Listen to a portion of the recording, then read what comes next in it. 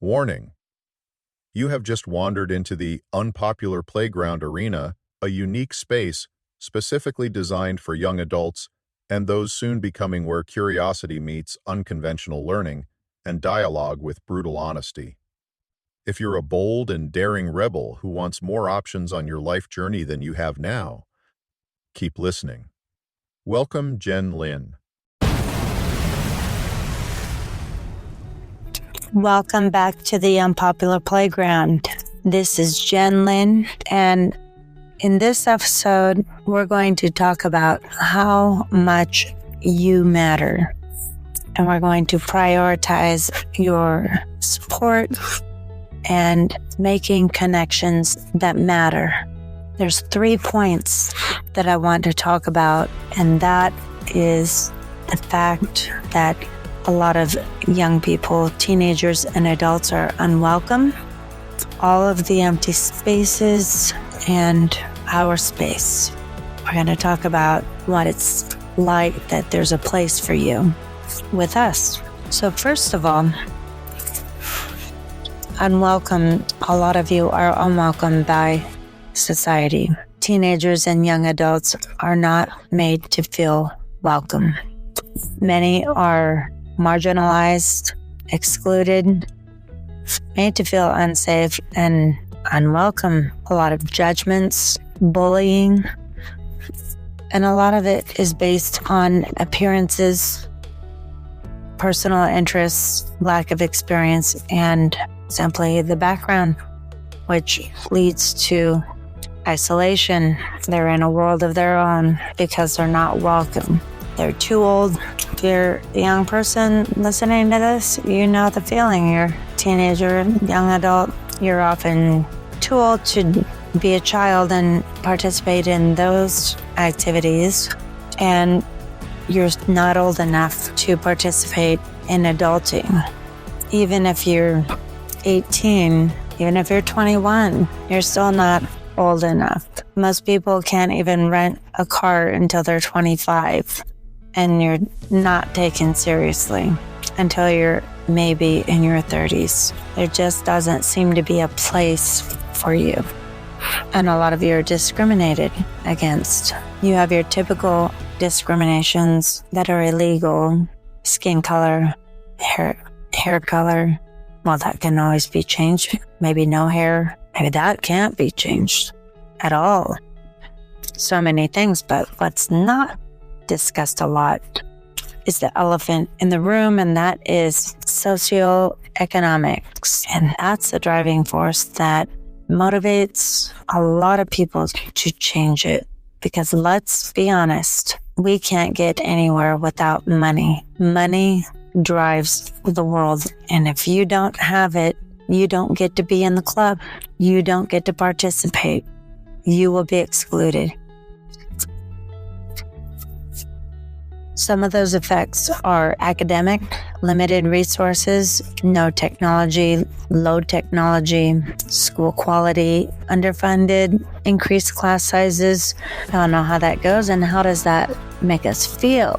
We're stressed out, high anxiety, which all of this, and along with poor nutrition, that's going to create medical issues, mental health issues, that often go untreated in the classroom.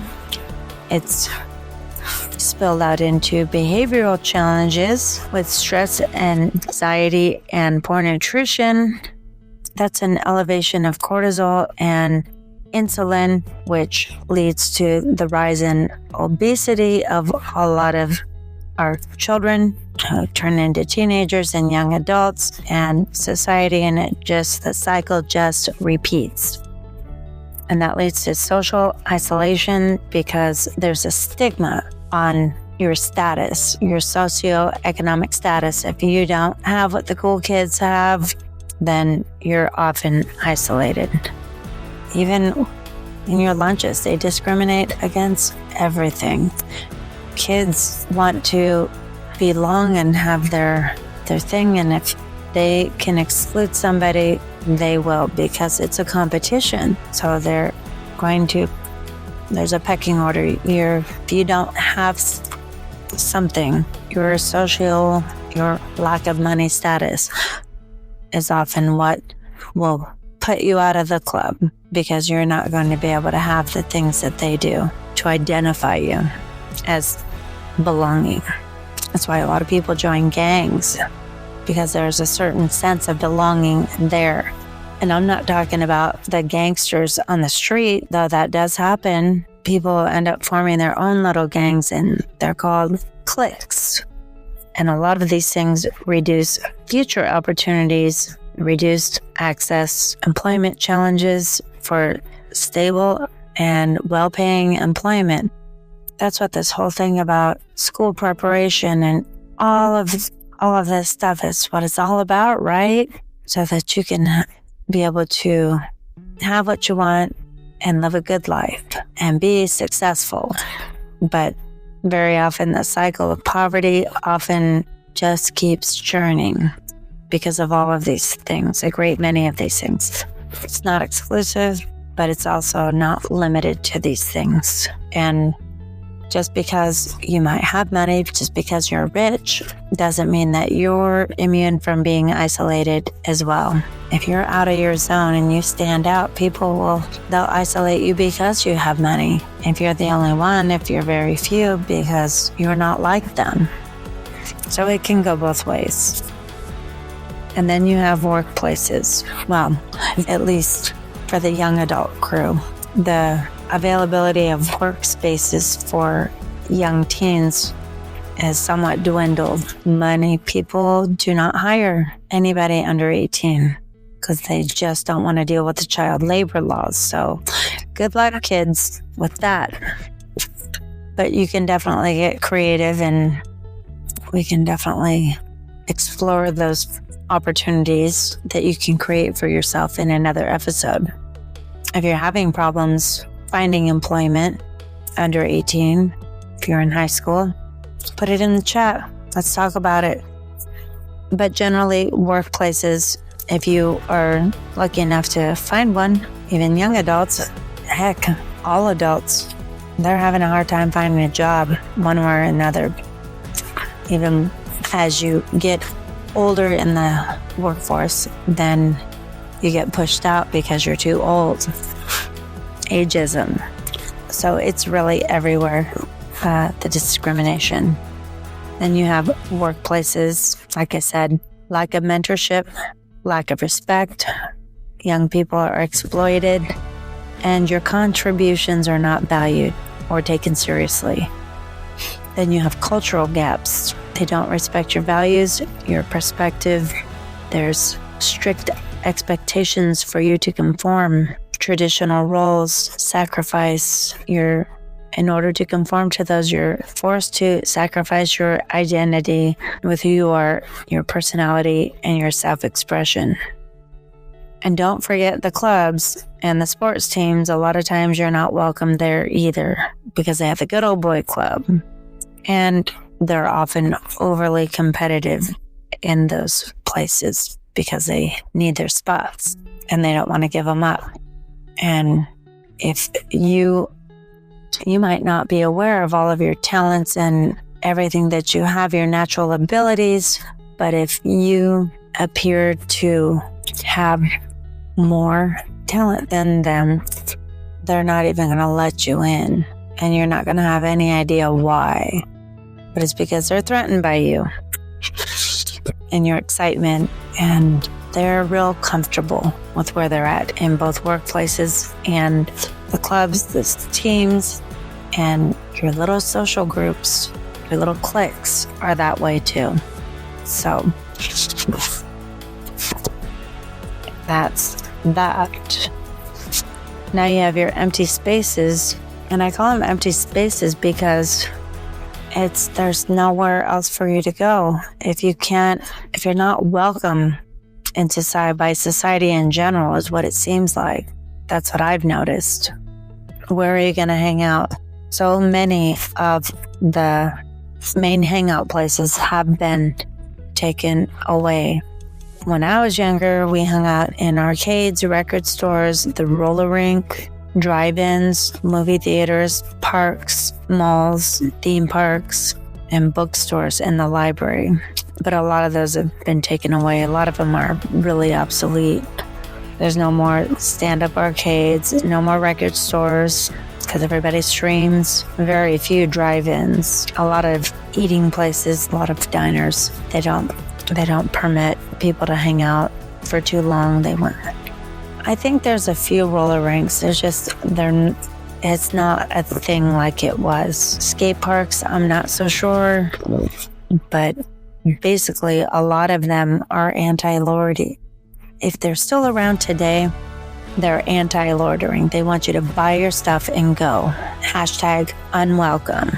So my thought is, how can you even begin to assimilate into a world that is seemingly keeping you back and pushing you back from even being in it? And then you have your empty spaces that I've been thinking about. It reminds me of empty calories, and that's where I get that. And what it is those spaces that give short-term energy and they don't fill you up.